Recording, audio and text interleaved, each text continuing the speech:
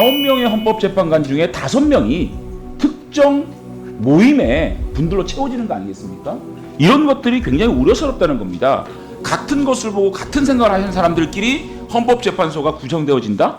그러면 우리 사회의 다양한 어떤 욕구들, 다양한 생각들이 표출되는데 청와대의 인사검증이 얼마나 허술한지 나오는 겁니다.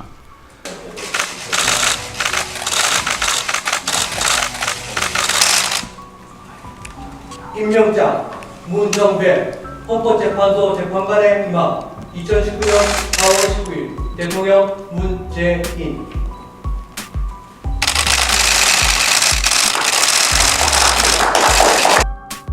이제 헌법재판소에 이미 3명이 특정 모임 출신들로 채워져 있어요. 아시지 않습니까? 우리 네. 법연구회, 국제인권연구회, 민변 이미 3명이 저는 문영배 후보자께서 사실상 그런 분들이 없다면 충분히 헌법재판관이 돼도 된다고 생각하는데 이미 3명으로 채워져 있고 문영배 후보자 플러스 내일 이미선 후보자가 되면 9명의 헌법재판관 중에 5명이 특정 모임의 분들로 채워지는 거 아니겠습니까? 이런 것들이 굉장히 우려스럽다는 겁니다. 같은 것을 보고 같은 생각을 하시는 사람들끼리 헌법재판소가 구성되어진다?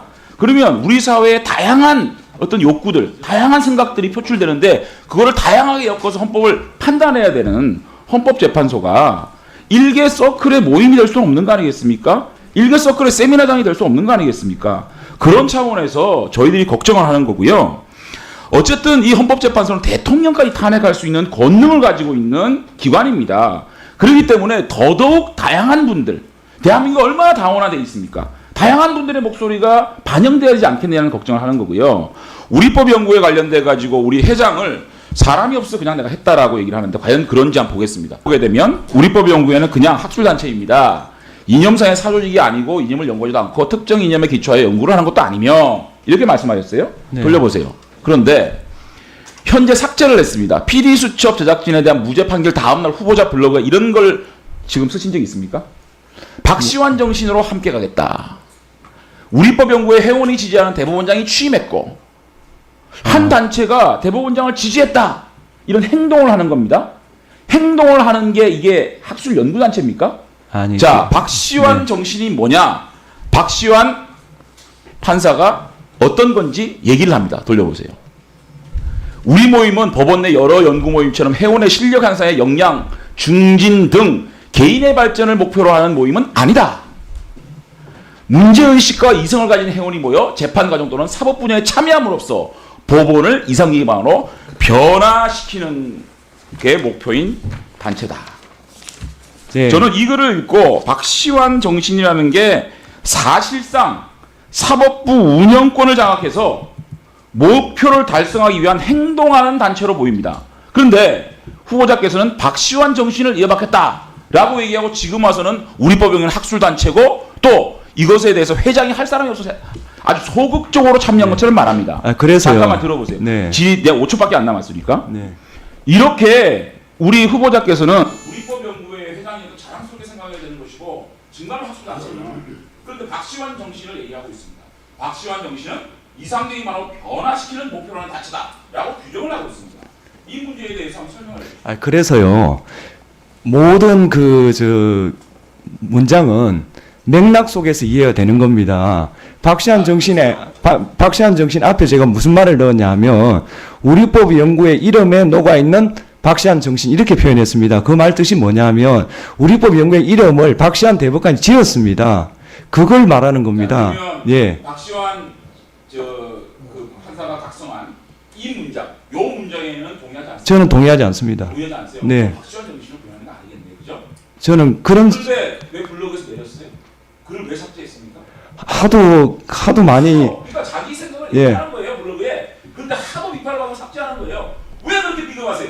제가 오전에 그 헌법재판관님 서류 제출 과정에서는 양승태 대법원장의 비자금 네. 그 횡령 관련돼 가지고는 전혀 그런 데 대한 추가 소명 자료라든지 이런 게 필요 없다.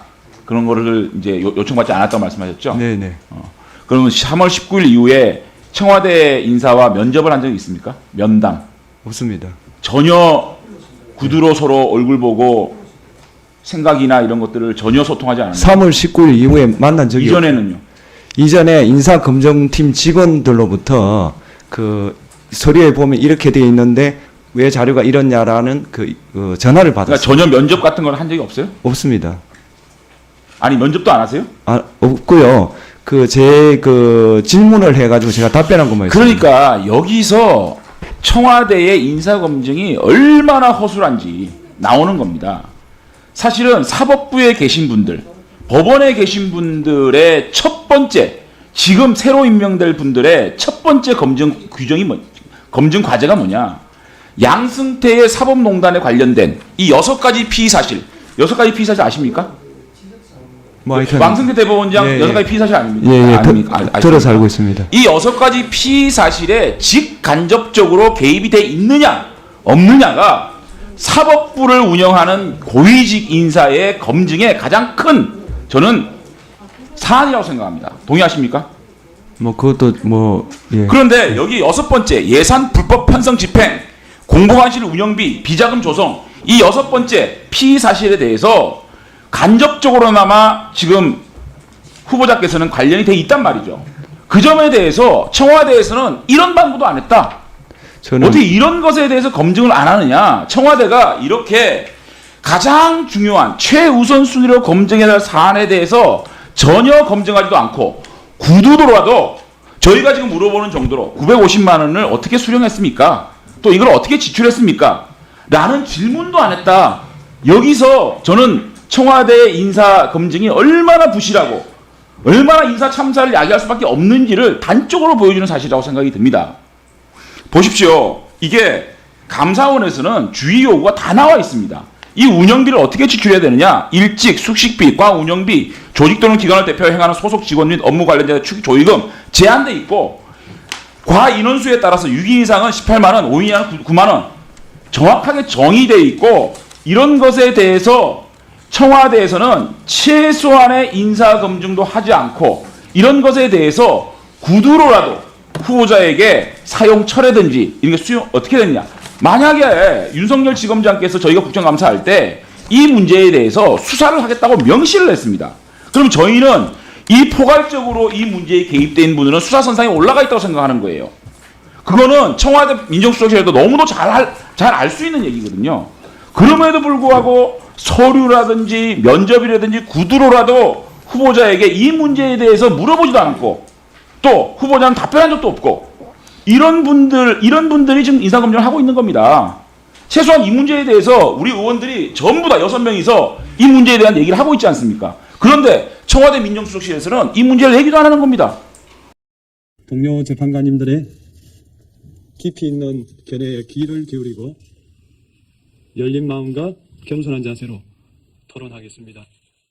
부단한 성찰과 소통의 과정을 통하여 제 견해 어디에도 편견과 독선이 자리 잡을 수 없도록 늘 경계하고 정진하겠습니다.